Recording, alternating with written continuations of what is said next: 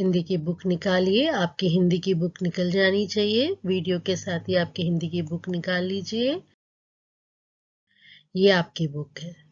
इस बुक को आप निकालिए। अब ये आपका हमने जो पार्ट पढ़ा था यानी कि हाथी राजा का, तो हाथी राजा की ही अभी हम अभ्यास करेंगे क्योंकि हमने पार्ट को समझ लिया था। पार्ट में क्या क्या था, चिड़ियाघर गए थे, क्या हुआ था, वो सब हम लोगों ने पार्ट में पढ़ लिया था। अब जब पाठ हमने समझ लिया था तो पाठ समझने के बाद क्या होता है कि हमें उसके प्रश्न उत्तर आते हैं कि नहीं, वो हमें जानना पड़ता है ना। तो उसके लिए हम लोग क्या करेंगे, अभ्यास कार्य करेंगे यानी कि एक्सरसाइज करेंगे कि हमें ये आ रहा है कि नहीं। तो मैं आप लोगों को कुछ प्रश्न यहाँ पे जो होंगे उन्हें समझा दूंगी और फिर बाद में उसका पीडीएफ भी भेज दूंगी जो आपको अपनी नोटबुक में लिखने होंगे। तो अभी मैं आपसे जो प्रश्न उत्तर के जो क्वेश्चंस है ना वो आपको समझा देती हूँ। तो देखिए, यहाँ पे हमारा हाथी राजा पार्ट 12 के प्रश्न उत्तर है। इनको मैं समझा रही हूँ, आप लोग ध्यान से सुनिए। इसके लिए आप लोग पेज नंबर 72 निकाल दीजिए। तो सबसे पहले पेज नंबर 72 निकालिए। यहाँ पे रहेंगे आपके इनके जवाब लिखो। तो बच्चे कहाँ गए? तो बच्चे चिड़ियाघर गए। बच्चे कहाँ गए? तो बच्चे चिड़ियाघर गए। सबसे पहले कौन दिखा? दूसरा प्रश्न है, सबसे पहले कौन दिखा? तो हमें पता है सबसे पहले हाथी राजा दिखा। सबसे पहले कौन दिखा? तो हाथी राजा दिखा। ठीक है। अब तीसरा प्रश्न, हाथी के दांत कैसे थे? हाथी के जो दांत थे वो कैसे थे? तो हम उत्तर क्या लिखेंगे, हाथी के दो बड़े बड़े दांत थे। तो हाथी के क्या थे? दो बड़े बड़े दांत थे।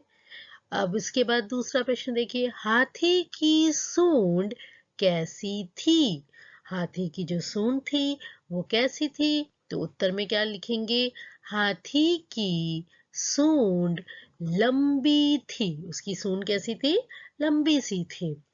फिर इसके बाद दूसरा प्रश्न देखिए, हाथी ने कितने केले खाए?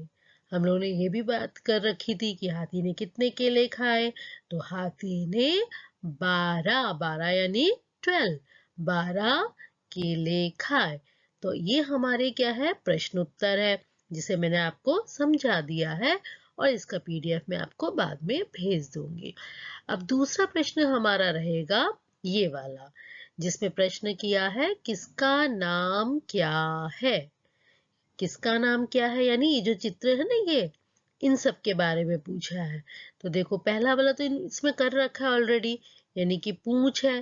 तो देखो यहाँ पे ये देखो एरो आ रखी है और ये हो गई पूंछ, और पूंछ के ही सामने लिख दिया गया है पूंछ। तो बाकी दो हमें करने हैं, है ना। तो दो देखिए, ये है दांत लिखा हुआ। तो आपको यहाँ पे दांत कहाँ दिख रहे हैं?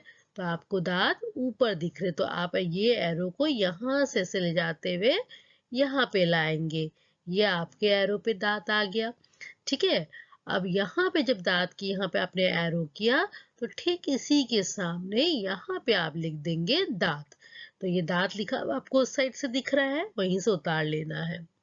फिर इसके बाद तीसरा रहेगा सूंड। अब सूंड आपको कहाँ दिख रही है? तो देखो यहाँ पे आपको यहाँ से एरो डालना है, ऐसे लाइन खींचनी है और ये यहाँ पे ले आना है। ठीक है।